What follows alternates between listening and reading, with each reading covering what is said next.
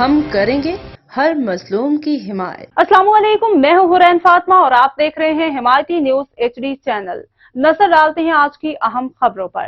جمعہ حمایتی گوٹ کے حدود تھانہ سکھن میں بے رحمی سے عبدالقادر حمایتی کو مارا گیا۔ جان سے مارنے کی کوشش کی گئی، علاقہ مکینوں نے آ کر بچا لیا۔ تھانہ سکھن خاموش تماشائی تماشا دیکھنے میں مصروف، خرگوش کی نیند سونے میں مصروف ہے۔ جمعہ حمایتی گوٹ کے لوگ ابھی بھی 1975 والی زندگی گزارنے پر مجبور ہیں۔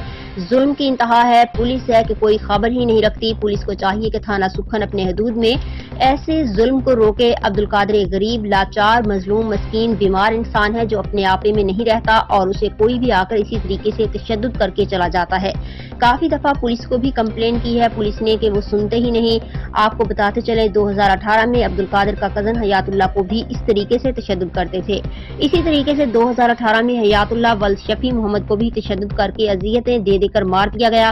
کوئی سنوائی نہیں ہوئی۔ ان تمام پارٹیوں کے نام اگلے قسط میں منظر عام پر لائے جائیں گے۔ تھانہ سکھن صرف اور صرف مالدار کی باتوں کو اہمیت دیتا ہے، باقی غریب کی سنوائی یہاں پر نہیں ہوتی۔ وقار بھٹی کی رپورٹ۔ مزید خبروں اور اپڈیٹس کے لیے دیکھتے رہیں حمایتی نیوز HD چینل۔